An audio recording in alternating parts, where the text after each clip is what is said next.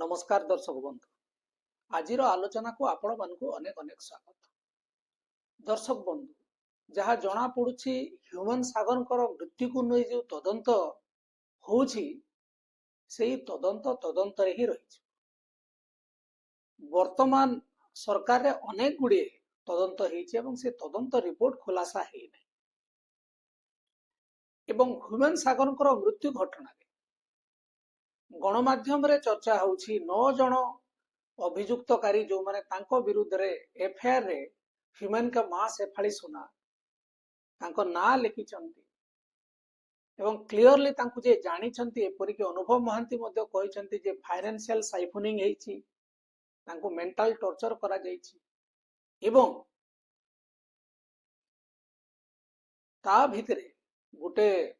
बड़ घटना घटिछि जहाँ आदौ आलोचना होने ताहा होछि जे मरकत नगर कटकर मरकत नगर थाना रे ह्यूमन को मां जाइकर एफआईआर देइथिले एवं प्राथमिक जो तदंत खबर संग्रह ए सबु जो आईआईसी करुथिले तांकु बदली कर दिया जाइछि एवं लोकंक मन रे संदेह होछि जे तदंतर रास्ता को बाटबणा करिया पई करा जाइछि ना यह गोटे स्वाभाविक प्रक्रिया कारण ठीक समय रे से आईआईसी जे कि से मृत्यु समय से थानार अधिकारी थिले यदि सी थाते ताहले आउ टिके भल भाव रे हेई पारि थांता बोली विश्वास होछि एवं एथरे दुईटी जिंस बेसी गुरुत्वपूर्ण। प्रथम विषय होछि जे बैंक रेकॉर्ड्स जांच करिया पई पुलिस को केते समय लागुछि बा बैंक रो जो अधिकारी माने से माने केते समय नउछन 2 सप्ताह भितरे दे दबा कथा एवं जदि 2 सप्ताह भितरे दे दबा कथा डिसेंबर मासरु ह्यूमन को मा एफआईआर देले माने किछि गुटे कंक्लूजन आसीबा कथा काहे कि हमें कथा कहूछु ना जदि आपण माने डेरी करिवे प्रमाण नष्ट हेबार संभावना अनेक सेमिति भी 2 जण अभियुक्त से माने तांको विरुद्ध रे अभियोग थाउ बा न थाउ से माने आगुआ जामिन पाई आवेदन करिसंती एवं जामिन मंजूरी भी हे जाइछि जदियो से माने तदंत रे सहायता करिवे से तदंत रे कोन सहायता करिसंती या बहुत गुडे बहु चर्चित बा सीरियल मर्डर मामला नुहे तेणु फाइनेंशियल फ्रॉड कोन हेछि याकु नेकि काहे कि एते समय लागुछि। द्वितीय विषय होछि जदि एम्स को रिपोर्ट मगा हेछि पुलिस तरफ एम्स केते दिन न जहाँ आमे पचारि बुझुथु जदि किसी कॉम्प्लिकेटेड खबर था एवं मासे 2 मास रो तथ्य देबा को पड़े ताहले 4 सप्ताह नहीं परिबो 4 सप्ताह भितरे रिपोर्ट मिल जाए एवं जदि आपण 2-4 दिन रो तथ्य मांगिबे ताहले आपण को 24 घंटा मध्य भी दिया जाए एवं जदि ह्यूमन सागरंकर भली गोटे चर्चित कहानी तांकर मृत्यु अनेक नाटकीय ढंग रे हेथिला बोली कह जाउछि एवं खुद मुख्यमंत्री मोहन माझी कहते यार निरपेक्ष तदंत हम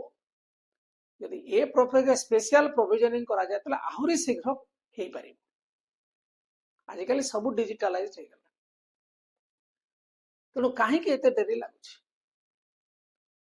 कारण एथिरे मूल दिगटी ह्यूमन सागर मृत्युर मूल दिगटी अछि जो प्राइमरी ट्रीटमेंट से होतले सही समय तांकर कोन थिला काहे कि ना मल्टी ऑर्गन फेलियर संगे संगे गोटे दिन रे कार होबनी तो ट्रीटमेंट केबेठु आरंभ हला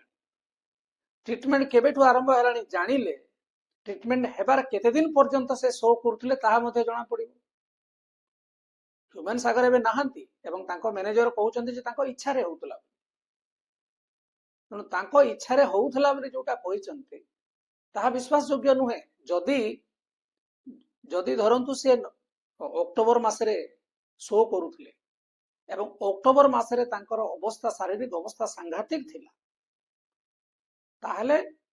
तांको मैनेजरंकर गुरुदायित्व थिला जे ये हां करबा सत्वे मध्ये कोनोसी जिंस करा हबो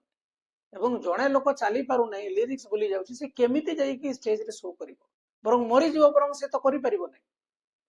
एवं ताहा ही तनो एथिरे बड़ दिगटी होउछि जे अर्थ यार मूल कारण कि मल्टी ऑर्गन फेलियर करेबा पई दायी को माने से विषय मुख्य गुरुत्वपूर्ण जाहाकू एपर्यंत फैसला ही पारु ଏବଂ ଯଦି ଏଇ କେସ୍ ଦିନକୁ ଦିନ ମାସକୁ ମାସ ଗଡ଼ି ଚାଲେ, ଯୋଉମାନଙ୍କର ନାଁରେ ଅଭିଯୋଗ ଆଣିଛନ୍ତି ସେମାନେ ଦୁଇ ତିନି ଜଣ ଧୀରେ ଧୀରେ ତାଙ୍କର ଗଳା ବାଟ ବାହାର କରିନେବେ। ଏବଂ ଆଇନରେ ଗଳା ବାଟର ଅଭାବ ନାହିଁ। 2 ଜଣ ସେମିତି ବି ସେମାନେ କୋର୍ଟରୁ ଜାମିନ ପାଇସାରିଲେ, ସମସ୍ତେ ଜାମିନ ଆପ୍ଲାଏ କରିବେ। ଏବଂ ଯଦି ଏଇ ତଦନ୍ତ ମନ୍ଥର ଗତିରେ ଯିବ ତାହେଲେ ହ୍ୟୁମାନ ସାଗରଙ୍କର ମା ଯୋଉ ନ୍ୟାୟ ପାଇବା ପାଇଁ ବାର ଦୁଆର ଶୁଣ୍ଢି ପିଣ୍ଡା ହଉଛନ୍ତି ତାହା ବିଫଳ।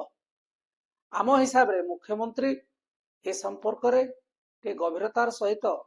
ବ୍ୟକ୍ତିଗତ ହସ୍ତକ୍ଷେପ ଯଦି କରନ୍ତେ ତାହେଲେ ହ୍ୟୁମାନଙ୍କର ମୃତ୍ୟୁ ତଦନ୍ତ ଟିକେ ଆଗକୁ ଯାଆନ୍ତା ଏବଂ